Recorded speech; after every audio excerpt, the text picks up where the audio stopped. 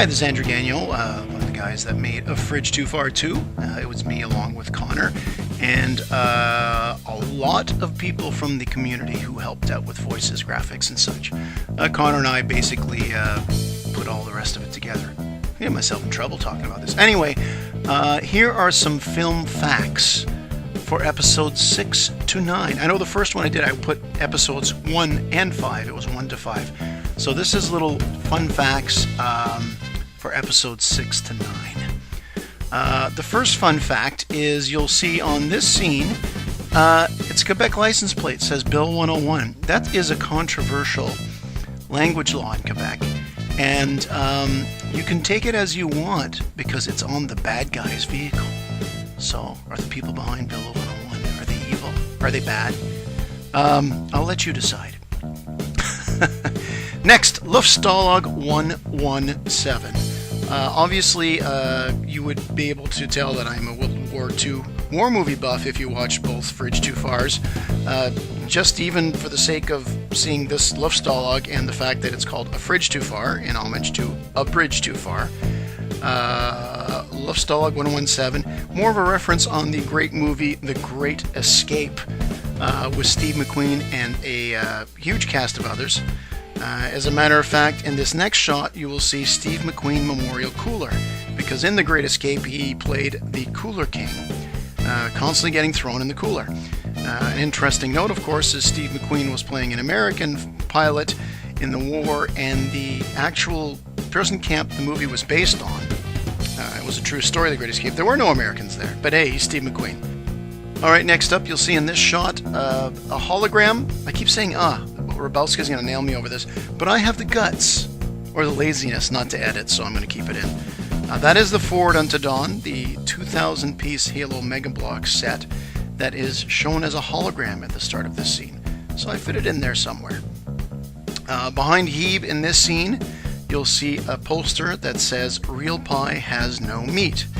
This is a little joke that I go back and forth with a lot of the guys in Fridge and that I play Halo with online from the UK, because they are used to having meat pies, and I tell them in North America it's fruit pie, and that's my little plug there, that real pie has no meat. It's got apples and stuff, you know, happy things, not dead animals. Not that dead animals don't taste good.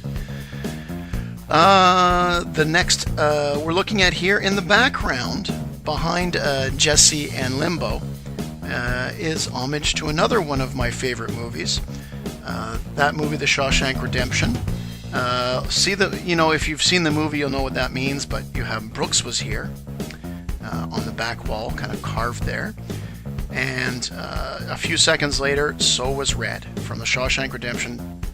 It's not a war movie. One of the best movies ever made, in my opinion. It's a crime it didn't win Best Picture. But anyway, I digress. This little shot here, I mentioned A Bridge Too Far. In A Fridge Too Far 1, there's a scene where it's a reference to A Bridge Too Far. And this particular shot is Fridge 2's version. It's where the character walks over and says, after hearing a plan that's a little outlandish, walking up and saying, "What are you doing?" And the guy says, "I just want to make sure whose side you are on." So that is a scene where the Polish officer goes to the British general at the idea of landing and taking all these bridges in Holland during World War II, and saying that, I just want to see whose side you're on. It was long to explain. If you've seen the movie, you know it. Otherwise, look for it. Okay, next we have Tom, Jerry, and Electric Boogaloo, the map of the prison camp. Tom was actually one of the tunnels used in the original Great Escape. I took Jerry because there were Tommies and Jerrys during the war. And Electric Boogaloo, of course, is the second name to the movie, and that's where I stuck it in. And you also see in the bottom right, it says Clink, where the Commandant is. Of course, the Commandant in the movie was Big Hebe, but that is more homage. I'm doing a lot of homage to everybody. I just love everybody. I want to honor you all. That is an homage to Hogan's Heroes, a show from the 60s. I watched reruns in the 70s.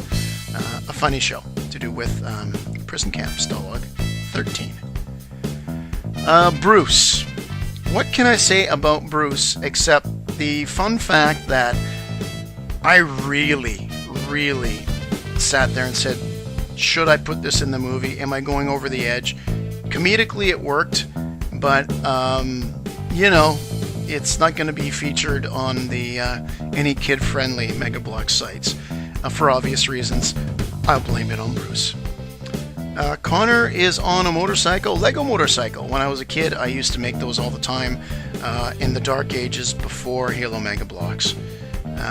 He's riding that just like Steve McQueen rode the motorcycles in The Great Escape.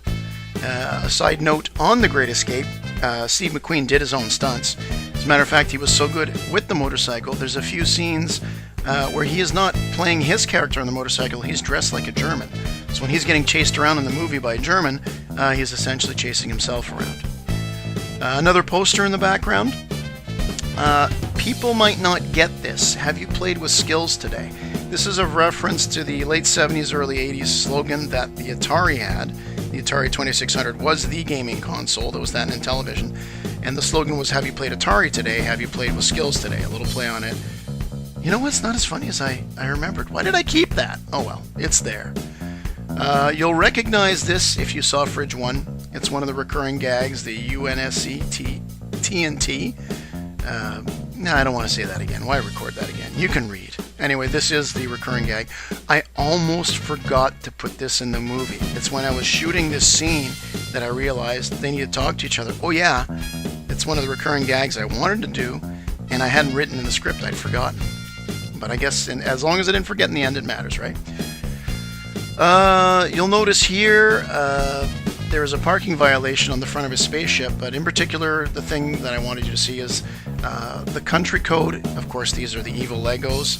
The country code for the Netherlands, Holland, NL. There's the sticker there. Very subtle. Obby here is reading a Western Union telegram from the 1800s. I took that template. I borrowed it. Borrowed it from the internet because people are so kind to lend things on the internet, whether they know it or not. Okay, now Mega Brad himself is in the movie, and he shows up towards the back end. The cat is out of the bag. That is my voice doing the whispering. Nonetheless, he is a great presence, and hopefully will continue to be in subsequent features of A Fridge Too Far.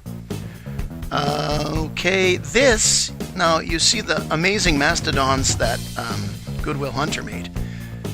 Maybe people in warm countries don't know what those are, but he's got booster cables. So when your battery dies, you give it a boost. I guess you don't need to be too cold of a country to do that if your battery's dead. More common in a cold country, but some people may say, what is that in the left corner? As if they have to boost a mastodon, as if something, hey, the battery died, but you know, that's the joke. If you didn't get it, I guess it wasn't a good joke. Actually, I'd prefer if you didn't get it. It's because you're not that bright. That wasn't nice to say, but I guess the movies are released now, so you know, hey, you looked at it. Another scene that almost didn't make it in. Actually, the scene was going to be in the power station scene, but of course, this is where Stu, the teal ODST or cyan, as people insist on saying, ODST on the right, of course, uses very colorful language. Kind of got the Brooklyn, New York accent. That was the idea behind it. Again, once I said, okay, I'm going to put Bruce in this, doing his prison camp thing, I will make Stu talk the way he talks, which is just outrageous. He swears so much, and he beeps. The beeps are funny. Had I left the swears in, I don't think it would have been as funny. But anyway. This shot, of course, for those who have seen my older videos in the 2011 Mega Bloks Toymation, Scotty was featured in it, and this is a direct shot from one of the videos where I went into Toys R Us and filmed this with Connor. So I rehashed that, so some people who've seen my other videos, our other videos, Connor and I, would notice that. This scene where Connor's doing his little summary, that is his desk in his room. That's an amazing trophy that the people at Mega Bloks so generously gave Connor after he got a little tour of the place. A great tour. I don't want to say little and make it sound less than it was. It was amazing. And to top that off, he received that, and he's very proud of it. It is wicked. Really great thing. showing once again how great Mega is as far as serving the community and respecting and understanding the community. Last but not least, toilet humor. That is a picture of the toilet in my my laundry room. There isn't a Spartan sticking out of it, but I thought you should know that my ass groove is actually in that seat. That is definitely my toilet. And you know, now your day, after hearing that, your day is complete. So that is it for the fun film facts. Did I say that right? Anyway, that's all there is for episodes 6 to 9, which of course is the end of the movie. There will be more fridge, but for now I'll just keep you know, the little vacation between fridges here, and you know, fielding comments, suggestions, and trying to bash the trolls. Thank you very much for enjoying all the movies, all the extras, and if you didn't enjoy but watched, well, you know, go buy a doll, okay? Take it easy.